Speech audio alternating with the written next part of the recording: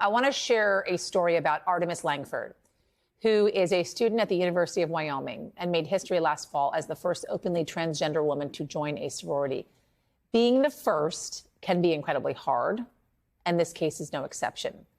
But this week brought some venomous. Artemis Langford scored a major legal victory when a judge dismissed a suit brought by 6 fellow members of her Kappa Kappa Gamma sorority who sued to kick her out of the chapter over her trans identity. The case has drawn widespread attention as schools continue to be a front line in these fights for LGBTQ plus rights. And Artemis Langford, the very brave woman at the center of it all, is joining me now. Artemis, thanks for joining us on this. Appreciate it. How you doing? Absolutely. Thank you for having me on. I'm doing okay. This very unusual in my experience to be able to have this opportunity. So I'm very thankful to be able to be with you here today. It's got to be hard, Artemis, to start off your junior year. You know, you should be thinking about what classes you're taking, which friends you're going to be hanging with, what opening year parties you're going to be going to. Instead, you're thinking about this lawsuit and how members of your sorority didn't want you to be a part of it. What is that like for you? It's been a very difficult year, to say the least.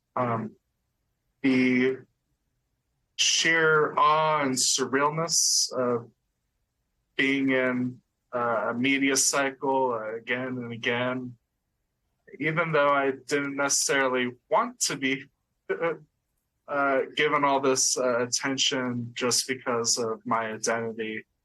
And then just the sheer terror of being in a lawsuit and not knowing what happens next, especially with threats online and harassment, both physically and then online, has been very hard on myself and those that are in my chapter, and campus in general has been very affected because of that.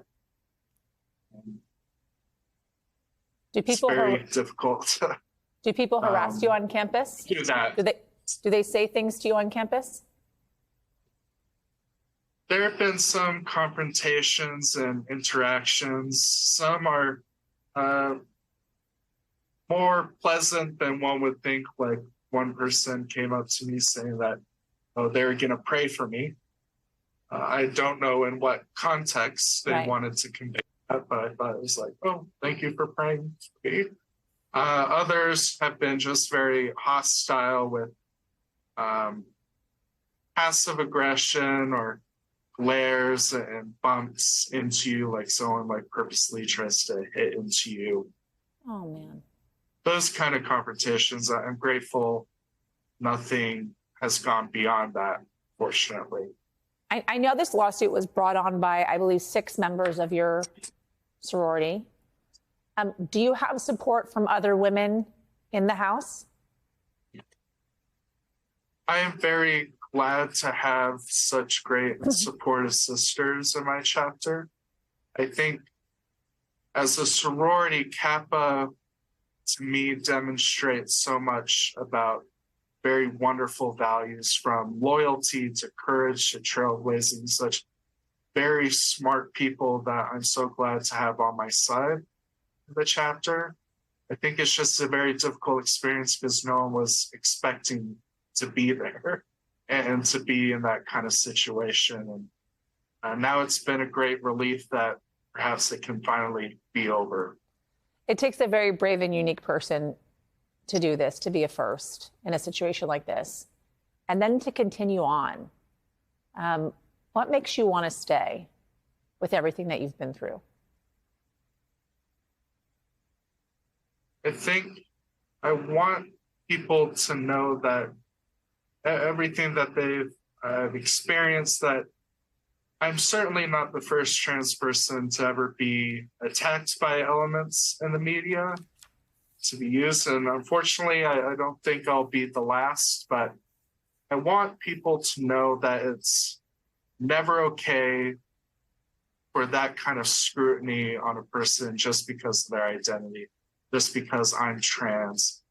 And I hope that, even if there's one person out there that feels that their identity is being attacked, that it's okay to be who they are. And it's never okay to be attacked on their identity, whether it's because of their race, their gender identity, their sexual orientation, religion, or creed. That every day that they can be themselves is a good day for us all. It's okay to be exactly who you are. Artemis Langford, thank you so much. Appreciate it.